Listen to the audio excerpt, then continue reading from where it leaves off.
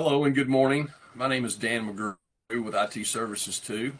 Welcome. We're glad that you took the time out of your day this morning to join us for a very exciting topic. It's very hot, a lot of buzz to it, Business Data Cloud.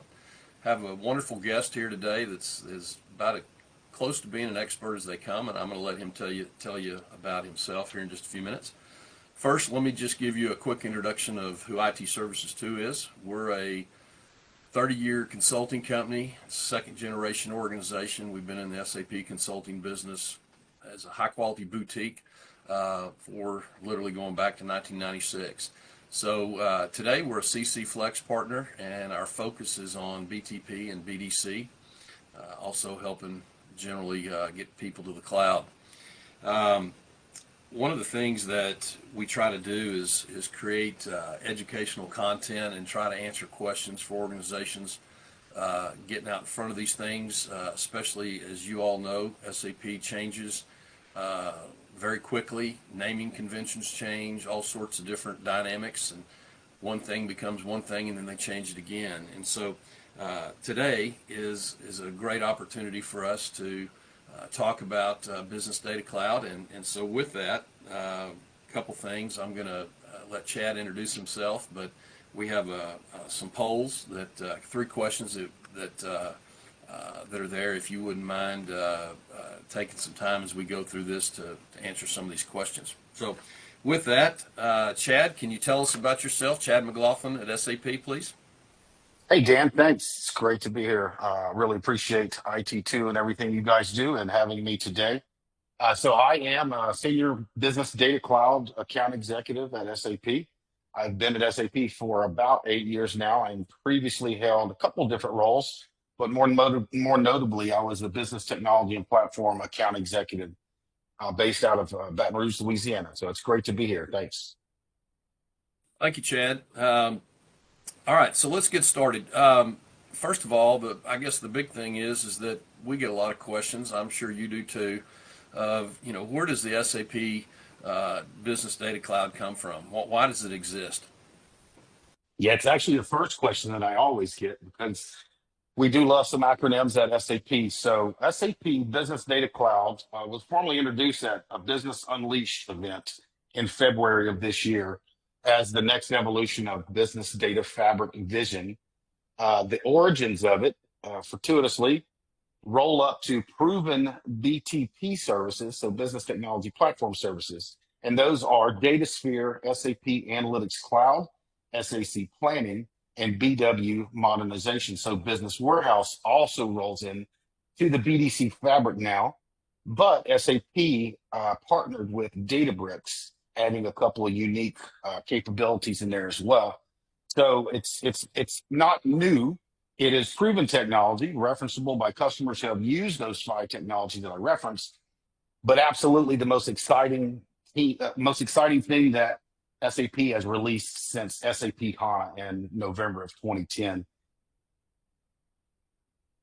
And so the when we look at Business Data Cloud, there's a lot to it. Okay, can you just sort of at a high level define sort of what's the purpose of it in the ecosystem? Where does it fit? Yeah, absolutely. No, it's an evolution. It's an evolution for a few different reasons, and we can really say the first one will be harmonized data foundation, right? Clean core. As customers are migrating to the cloud, or better said, from ECC to S4 Rise, this makes governing SAP data instantly consumable across analytics, planning, and AI now inside of federated data without copy-heavy pipelines. The second piece of it is an investment protection, right? SAP has a ton of BW customers, business warehouse customers. So this lets customers modernize their business warehouse investment or their BPC, their business planning and consolidation, those workloads to the cloud while preserving existing models and semantics. A third piece of it, and it really kind of is relevant, the open innovation. So SAP data through DeltaShare, which is a technology born from SAP or from Databricks, actually. And DeltaShare is kind of revolutionizing warehousing. You think all the way back to Ralph Kimball in the 90s. So share data to Databricks, to Snowflake, and other ecosystems. all the while supporting AI and machine learning development with zero duplication. That's massive. And I guess finally, the fourth piece of it, the fourth part of it, why is it in the SAP ecosystem? It's a single commercial model, right? SAP was extremely successful in BTP, or the Business Technology Platform, by having the CPEA as well as the newer BTPEA, an overarching cloud contract mechanism that allows people to use multiple services in a single contracting. And here, the same thing in BDC, we have something similar. We have a unified credit pool that covers storage, compute, advanced services, simplifying that procurement process for your upper level executives. Fantastic. Okay, we're going to get into the meat of this now. And folks, what we've got is I'm going to ask Chad a series of in-depth questions that he's going to try to shed some light on all the various categories and the different buckets. I'm going to ask him a question. He's going to give us an answer, and then again, I want to point out, I mentioned it earlier. We will have an opportunity at the end to answer some of your questions. We'll hopefully have about 10 minutes to answer your questions, but also want to reassure you that if we don't get to your question, we will, if we make sure we know who the question's from, we'll get you the answer. So, all right, let's get started. Under the bucket of data fabric and architecture, DataSphere at the core. Question: how does SAP's DataSphere federated approach eliminate the need for large-scale data replication compared with lake house only competitors? Yeah, great question. And this is kind of the evolution of our data fabric. If you think back to Data Warehouse Cloud, to DataSphere, and now DataSphere inside of the BDC framework, DataSphere queries SAP and non-SAP sources in place through remote table federation and delta replication, the delta share that I talked about previously. So only the query results, or in quotes, small deltas for performance tuning, move into the object store. So there's no bulk ETL pipelines, redefining how data gets shared amongst these. No second gold copy of the data. And then furthermore, SAP authorizations stay enforced at the source. Those lakehouse only platforms, they require you to load full data sets into their storage layer, duplicate that data. Then you have the governance effort and cost. DataSphere simply leaves the data where it is and federates it on demand through Delta Share. That's big. Okay, in what ways does the embedded object store and Delta Share in DataSphere simplify sharing governed SAP data with non-SAP platforms, including existing cloud lakes? Yeah, sure. So DataSphere, as it existed in BTP, had the object store. It was just something that you had to turn on for your laking projects, right? You no longer have to do that in BDC DataSphere. DataSphere in BDC writes curated SAP data to its built-in object store as Delta tables automatically now. Then it exposes them through Delta Share, those mysterious Parquet files, in an open protocol that's already understood by platforms like Databricks, Snowflake, and most of those other lakehouse engines. Because the data stays in place, it inherits SAP authorization, so governance, lineage, making consumers outside SAP query, or they can stream it immediately without copying it or ETLing jobs or custom APIs. This is massive. Like the result is zero duplication sharing with full governance intact and integration times measured in minutes and not months. That is a big thing. We were talking about that the other day, and you said that's maybe one of the most compelling things about the whole product.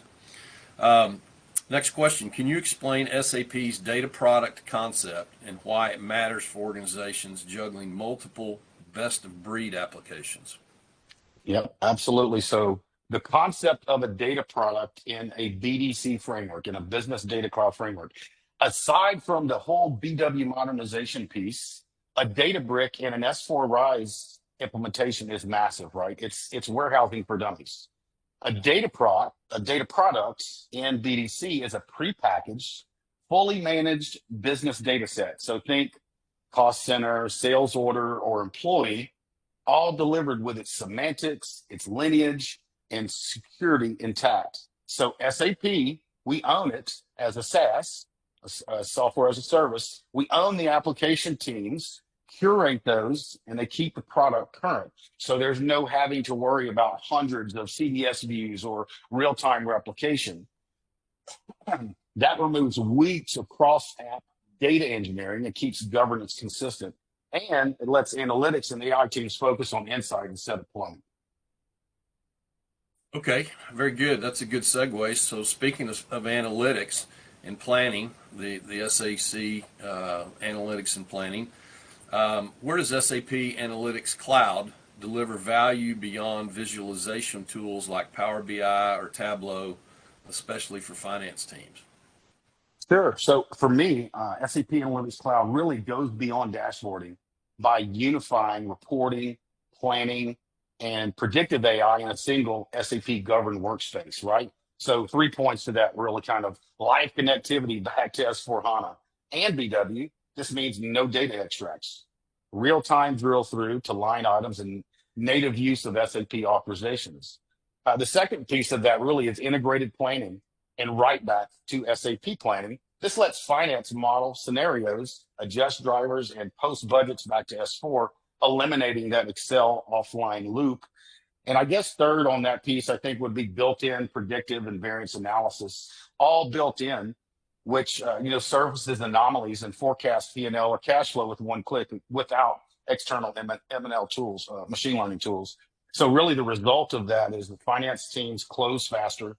They plan and report on the same data and stay within the SAP security and audit framework.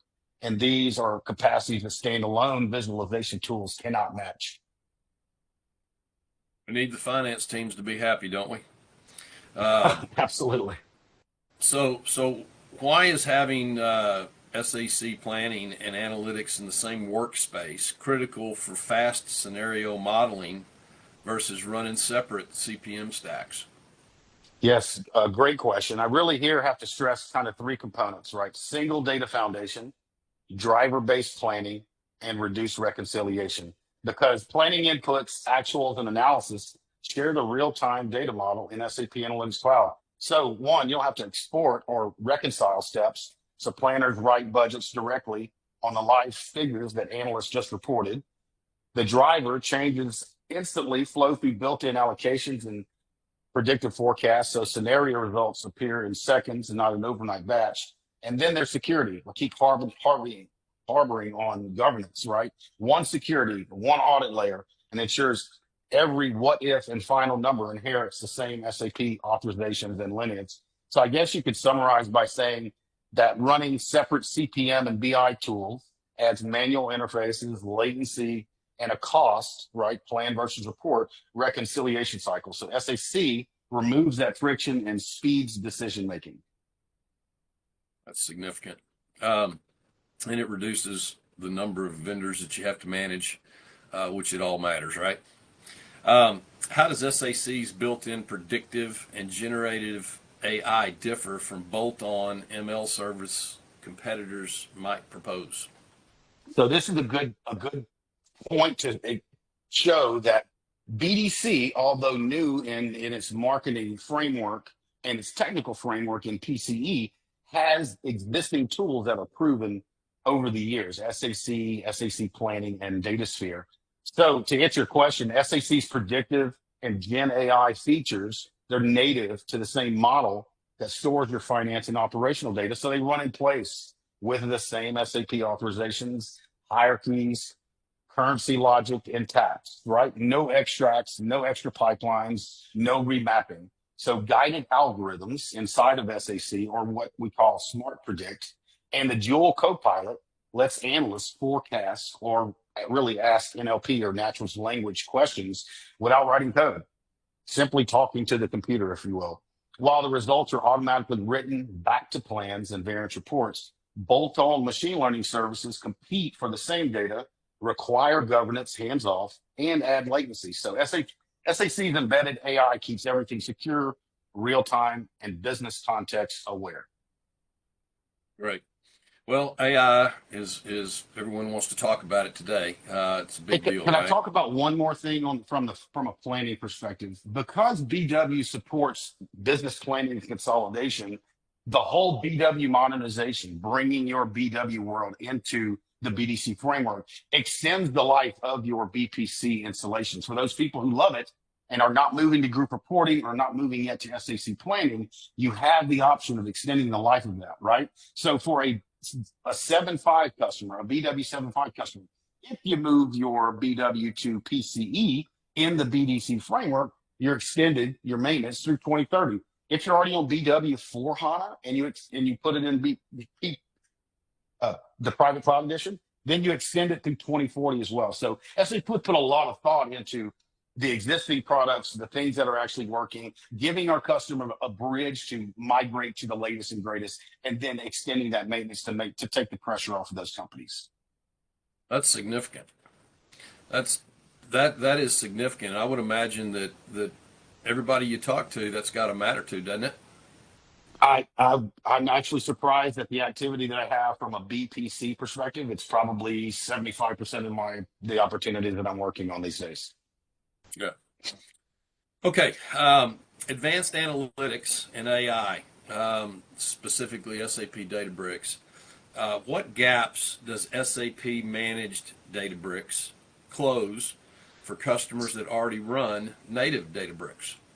Yeah, absolutely. So let's think about Databricks Enterprise, right? Let's separate SAP Databricks, or in air quotes, OEM Databricks, from Enterprise Databricks. Customers have invested in Databricks as a company that is spearheading the change with DeltaShare, Parquet files, and then on top of that with Mosaic, which is their AI engine inside of their enterprise software. So SAP, with our partnership with Databricks, we have an OEM version of Databricks we call SAP Databricks that exists inside of the BDC framework, right? We did that because we wanted DeltaShare and we wanted the Mosaic piece of it. So SAP Managed Databricks removes the hardest part of any native deployment, right? Getting clean data. That's the hardest part of AI. Govern SAP data and keeping it in sync, right? So DataSphere publishes SAP data products straight to the workspace via DeltaShare with SAP authorizations and lineage intact. No custom pipelines, no remapping, all in one unified Unity catalog for both SAP and non-SAP data. So you keep all of the Databricks machine learning features, but skip months of data engineering effort and compliance checks. Significant. All right. Can you give the audience a real world use case where SAP Databricks plus DataSphere accelerates LLM and ML projects compared with copying data into separate lake? Yeah, absolutely. So aside from lineage and governance and security, all the things that I've been harping on here's a concrete ROI example, right? So one of our retail customers used DataSphere's sales order data product to feed an LLM, a large language model that predicts out-of-stock risk. One-click DeltaShare published the governed table from DataSphere to SAP Databricks inside the framework, no ETL, no late copy. Then data scientists fine-tuned an open source LLM inside of SAP Databricks in the BDC framework. Then Delta shared the predictions right back. The results appeared in SAC dashboards 30 minutes after the model run, right? So the results, total time from first query to production forecast, 3 weeks versus 3 months previously spent duplicating and cleansing SAP data in an external source. That's time they can't get back. And so that's significant. Wow. It's amazing. I can't do the math that fast. That's a pretty significant reduction in time. Yep, it sure is. Okay, BW modernization and investment protection. How does the BW data product generator help organizations move from BW 7.5 to cloud analytics without a big bang migration? So this for me is one of the biggest value propositions of Business Data Cloud currently, right? We have hundreds, if not thousands, of BW customers globally clamoring a way to get their data over into a DataSphere world that was an actual laking product that they could actually use. So SAP has created inside of the BDC framework something we call the BW data product generator, right? We talked about data products in the very beginning as it related to S4 Rise customers, but now inside of your BW world, inside of BPC, once you move your system into the PC environment, right? We can convert with this data product generator each info provider into a Delta table data product inside of DataSphere's object store, preserving semantics, hierarchies, and authorizations, right? So you already expose your BW world without moving this data over. You've exposed your BW work and investment to an SAC or a Power BI or some other visualization tool. You can expose these selected cubes, like I said, to SAC, Databricks, or on day one, while the rest of the BW75 continues to run unchanged, right? I've already talked about extending maintenance to 2030 for B75 customers and 2040 for BW4 HANA customers. But this incremental lift and ship approach avoids a full rebuild. It lets teams validate use cases layer by layer. It lets them to continue to use the significant investment that they have in BW and then phases out on-prem BW on their pace instead of a single cutover. So SAP is really kind of taking a real compassionate approach at our customers who are on BW and either want to still use that framework or move over into a DataSphere world on their own time. Very good. For customers that have heavily invested in BW for HANA, what advantages does BDC provide over staying on BW for plus the third-party BI? Yeah, absolutely. So I talked again, talking specifically about BW for HANA. BDC lets you keep your models, your BW4 models, and then gain the following things, right? The zero copy sharing. That's massive. You're not moving data all over the place. But in this instance, you expose BW data as Delta tables to Databricks, Snowflake, SAC, Power BI, all with what? No ETL. Delta share. It's magnificent. The second one is unified planning and artificial intelligence. With SAC planning and embedded machine learning, they run on the same live data. Again, no third-party stitching. The third one, I guess you could say lower total cost of ownership. Pay-as-you-go credits for object store storage versus fixed HANA nodes. SAP manages the patches and then scales out. And then I guess the fourth piece of that will be future-proof integration, right? Data product catalog ties to BW4 data and S4 success factors, Ariba, and then all under one governance model. So really, in short, on that question, Dan, BDC turns BW4 data into cloud-native open data fabric without sacrificing your existing investment. Very good. Very good. All right, let's switch gears a little bit. Let's talk about security, compliance, and sovereign needs. First question, how does BDC maintain SAP authorizations and data privacy rules end-to-end, especially in regulated industries? Well, I was hoping something about security would come up as much as I've been harping on it. So kind of for me, BDC inherits the same SAP authorizations, right? S4 roles, BW analysis authorizations, SU24, which are the authorization objects at the source, and propagates them through DataSphere spaces, the unique catalog as well as Delta Share. So row column restrictions, masking, audit trails, they all follow the data automatically inside of this framework, no matter where the data is queried, right? SAC, Databricks, or an API governance. It's enforced by SAP managed policies, giving regulated industries end-to-end control without building security rules in each tool. Wow. Okay, what options exist for customers needing sovereign cloud deployments today? And what is SAP's roadmap for BDC and government clouds? Yeah, sure. So like NS2, FedRAMP, those kind of things. So today, the U.S. public sector customers can run S4HANA PCE and BW on HANA in SAP's NS2 FedRAMP High Cloud while keeping sensitive data inside that boundary, right? So BDC components not yet certified can be consumed in a hybrid model, federating only controlled data sets to a commercial BDC tenant via VPN or a masked Delta share. So on the roadmap, SAP is actually pursuing DataSphere BDC FedRAMP authorizations for NS2 with an initial pilot timelines targeted for roughly 2026. SAP will push the milestone updates through the NS2 service catalog and the customer advisory board. So stay tuned on the full picture, but we do have a path for the customers currently. Okay, very good. A few questions on the financial impact and the commercial model. BDC uses a unified credit model. How does that compare with piecemeal licensing across multiple vendors? Yeah, this is the easy one. I think I talked about the kind of how it's kind of like a BTPA or CPA, right? So a single BDC credit pool covers storage, compute, planning, analytics, and Databricks runtime across all the environments inside of BDC.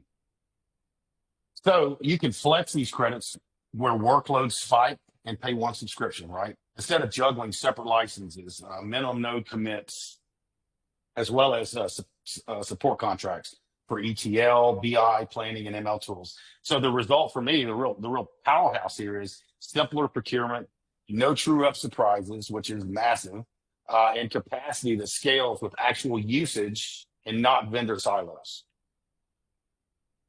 Okay, good. Can you share examples where customers reduce total data platform cost by consolidating ETL, BI, and planning into BDC? I can. I actually have a customer as a consumer goods client. They retired Informatica, they retired Tableau, they retired Anaplan, all by moving to BDC. So before, what their annual cost, if you think of ETL licensing and servers, right? $650K roughly. Tableau, Power BI Premium, $420. Anaplan's planning seats, $350. That's around 1.5 million, right? So after BDC, right? So we're talking about the credit pool, these fungible credits that can be used against any of the 5 services in BDC, but those specifically. If we think about what that looks like after BDC is implemented, BDC credits, ingestion, transformation, 180K roughly, right? SAC analytics included in the credits, SAC planning included in the credits. So you've reduced probably by a factor of 60% just in this one instance, right? So net savings, roughly 85%, a single contract, and more importantly, one support team. So similar reductions of 50 to 70 have been reported across my peers in utilities, high-tech customers that collapse 3 to 5 of these separate tools into the BDC's unified credit model. So that's a wonderful example of how that customer saved a lot of money. That is fantastic. And I'm sure that there's more and more use cases that are in the process of being developed, but it's brand new. And so it's not as though this has been around for 5 years. So you've already got those examples. That's fantastic. Well, I'll tell you on that note too, though, Dan, whenever customers come to me and they say, I need a referenceable customer for BDC, BDC is a framework, right? Technologically and from a marketing perspective, they're all still new. But if you say DataSphere, what has the customer done with DataSphere from an ML perspective? Have they looked at it with Azure Data Fabric, or have they worked with Enterprise Databricks? We have referenceable customers for years now for DataSphere, for SAC planning. So we have the ability to provide context to those customers who are looking at how it's going to interact inside of this BDC framework. Very good. Okay, let's switch gears. Implementation and time to value. With BDC's data product catalog, what is realistic timeline to deliver the first analytics use case compared with traditional lake house builds? So without sounding salesy, or I've actually done this. I'm a very technical seller, so I've gone in and played around with the BDC framework. So when I tell you this, I've seen it happen, this one button push with BDC when you turn on a data product inside of the BDC cockpit, right? For example, sales order. It self-loads and is query ready in the same day. Typically, teams will build the first SAC or Power BI dashboard in 2 to 4 weeks, about one sprint, like versus the 6 to 9 month cycle that I've talked to peers that work in other lakehouse infrastructures. They often need to ingest, model, secure the same exact SAP data in a do-it-yourself lakehouse stack. Okay. How do BDC intelligent applications differ from generic industry accelerators offered by other cloud providers? Yeah, sure. Great question. So BDC Intelligent Ship has a fully managed software as a service. SAP built apps that sit directly on the data products that we talked about before, right? So they run on live transactional data. They carry the same SAP authorizations, they're patched versions, all by SAP. These accelerators from other clouds, it's templates, right? They don't know SAP's authorizations. They don't know SAP's world. So you still have to build pipelines. You still have to replicate data. You have to map to manage yourself, right? In BDC, you click to activate, get instant KPIs, and extend those intelligent applications without losing support or governance. So it's not a lockdown data product. It's not a lockdown intelligent application. You can go in and extend those at will, maintaining all of those things that I just talked about with support and governance. Good. All right, good. Okay, and then proofing and innovation. SAP often speaks of clean core. How does BDC support that principle while still enabling rapid innovation? Yeah, so if you are familiar with the clean core methodology that SAP implemented for BTP, right, the business technology platform, it's similar to that in BTP, we're saying, hey, look, you have over architected your ECC environment. Let's take those customizations, move them into BTP. Then you've returned your core back to clean. It's vanilla state, which makes your migrations easier because you don't have to move all of that. And you maintain that bridge between your customizations. Same exact thing in BDC, right? So BDC leaves your HANA, your S4 HANA core untouched. No custom extractors built in, no tables, no embedded code. All the analytics, all the planning, all the AI run in the BTP layer on federated data products. So upgrades stay painless. Because those products are instantly shareable to SAC, Databricks, and low-code tools, teams can prototype new insights in days without ever modifying the ERP stack. So clean core preserved, innovation accelerated. Very good. Okay, looking ahead, how will generative AI and embedded copilot capabilities leverage the unified data foundation that BDC provides? Oh man, if I hear the term generative AI, too many more times in 2025, it's going to just kill me. Grok 4 just dropped. I think Chat GPT 5 is supposed to drop in July. But SAP is making significant headway, I think, in this area. So from a BDC perspective, because BDC already harmonizes SAP and non-SAP data as governed data products, Gen AI copilots like Joule can query a single trusted layer. And if you're not familiar with the term knowledge graph, that's what you need to go study. So there's no data extract prep, no prompt hacking. The copilot uses semantic tags and lineage to retrieve context-rich facts, right? Run live simulations in SAC planning, and even write back the actions to S4. So the results of that, secure, explainable answers with one-click execution, all powered by the same foundation that you use for reporting today. Okay, very good, very good. That's a significant issue there. So, Chad, that's the end of all the questions that were prepared to ask the expert. Why don't you take just a minute and put a bow on this before we get to a couple of questions. Put a bow on it as to you're a customer. The scenario is I'm a customer, an SAP customer, and I'm looking at BDC. What are the most compelling reasons, if you would, just sort of summarize for everyone why you think that this is a fantastic tool that's been in the making for a long time? Yes, great question. So BDC customers or people who would benefit from it fall into three buckets. The first bucket are our RISE customers. SAP is investing heavily in a harmonized data model. Christian Klein has gone out of his way and given a dictate to the lines of business as well as the product team for S4 RISE to say that we need customer in S4 to be the same object as it is in Ariba. So harmonized data model. So on top of that, we have the data products that we're building, and each of those lines of business that I talked about, Success Factors, Ariba, Concur, they've all also been giving marching orders to go create data products for their tools.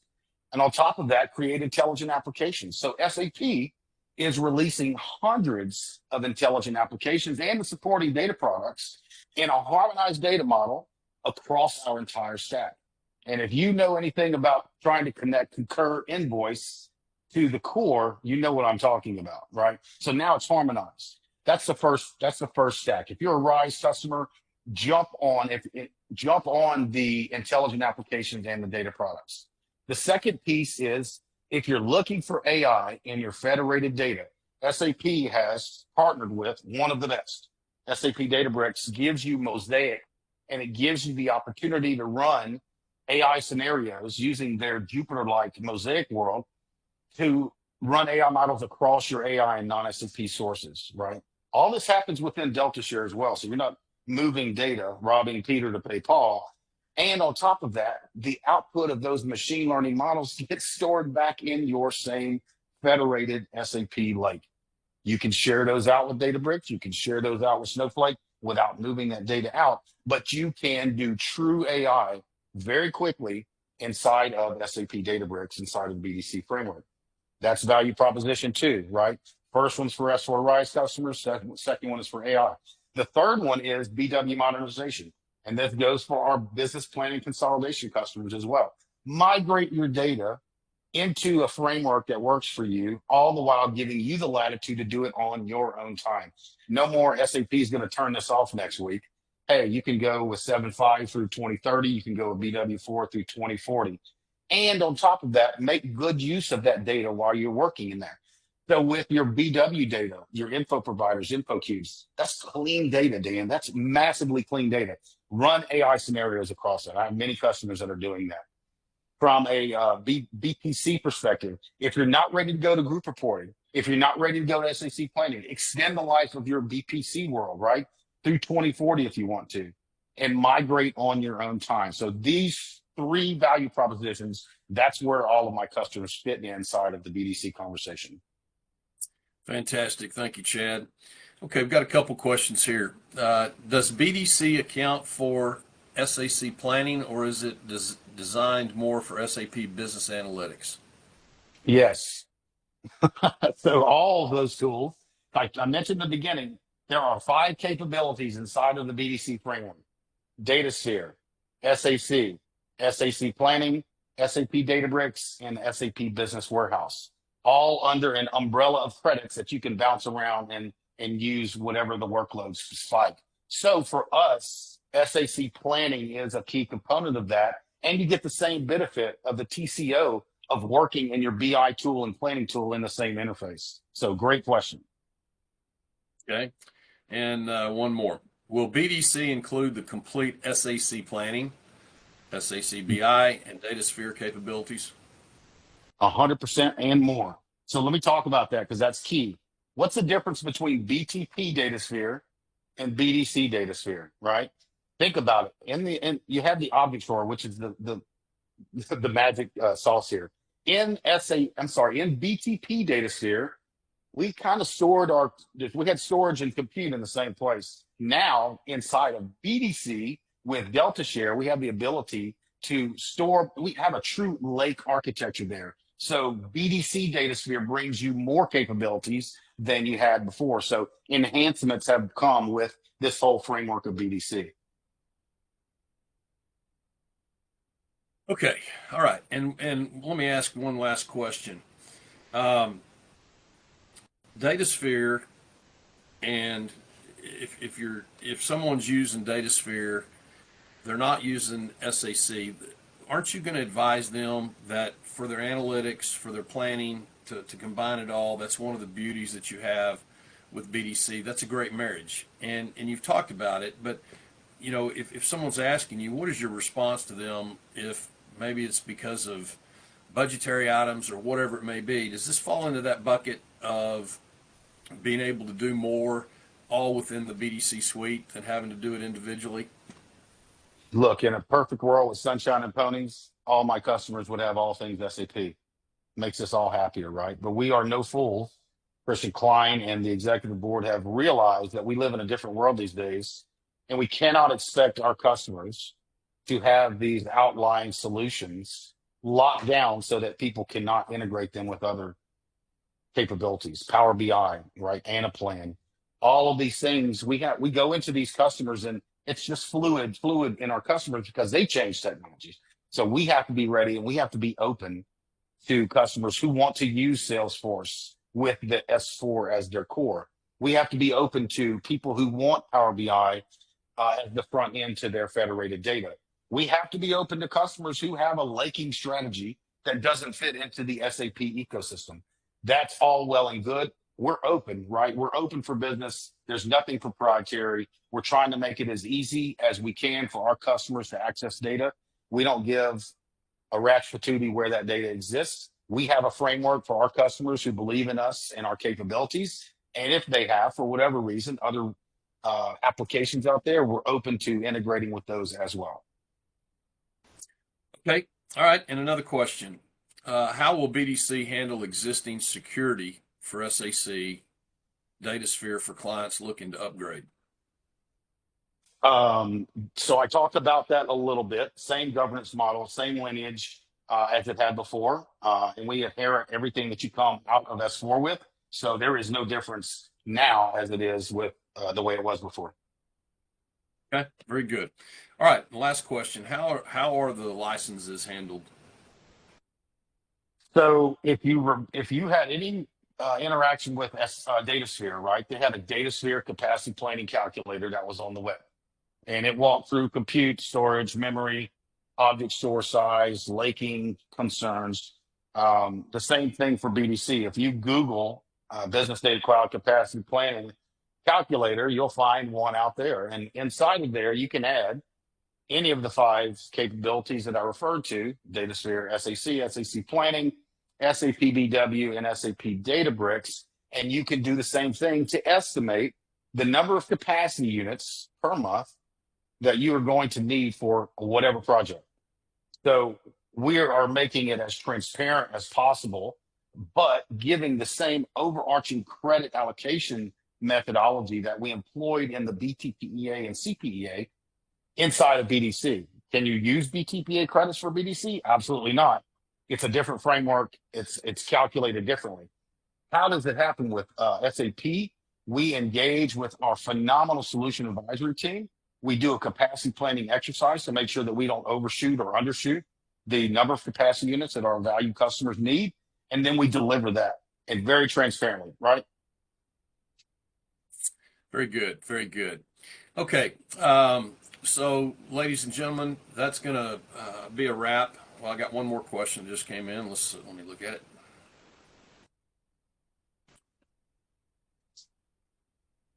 From SAC planning perspective, we need to have actual data in SAC for planning models. In that case, do we also need to hold active data in DataSphere, or we don't need DataSphere in that case?